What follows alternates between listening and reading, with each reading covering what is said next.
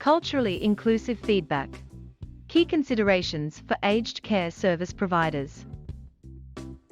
It is important to be aware that when it comes to consumer participation and feedback, one size does not fit all. Cultural variation is an important factor in all levels of consumer participation. Not all people respond to feedback in the same ways. Some people prefer direct feedback, such as telling a service provider how they feel, whilst others may feel unsafe or uncomfortable giving feedback and prefer a more flexible and targeted approach. When considering the diverse needs of the older person, some factors to consider include literacy levels. Language needs, for example, bilingual workers and interpreters may be able to support the process and translate written communications.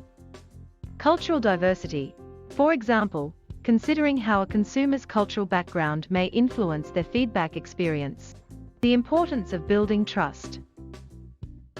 Other factors such as disability, cognitive decline, hearing impairment, or vision impairment.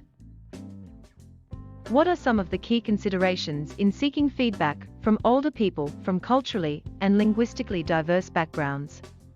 A lack of processes and resources that are culturally sensitive, such as translated feedback forms, can create barriers, along with the lack of access to culturally inclusive services. Some people may not feel safe to give feedback, because they may have faced discrimination in their country of origin or in Australia, which can lead to a mistrust of government. In addition, some new migrants may fear that a complaint to the government may have adverse implications for their immigration status. Consideration also needs to be made around the idea of stigma. In some communities, there may be stigma around certain issues, resulting in a reluctance for older people to share their information. It is important to adopt flexible approaches to gaining feedback from older people from culturally and linguistically diverse backgrounds. Not all people can fill out a survey or use the internet to find an online feedback form. Opportunities for feedback and complaints should be available through multiple methods and channels, such as online, in person, by phone, using a trusted third party, in writing, or in a place where the older person feels safe and comfortable.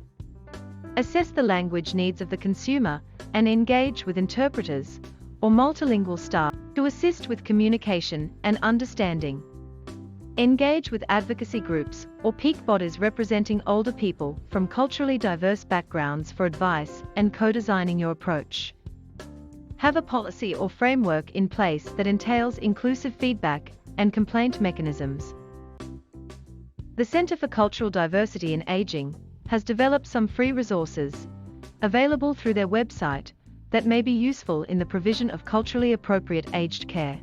The translated consumer feedback form provides a template for easy and accessible feedback, and is available in 12 languages. The consumer voice film can be used to educate and promote discussion about culturally appropriate aged care, and is available in 16 languages.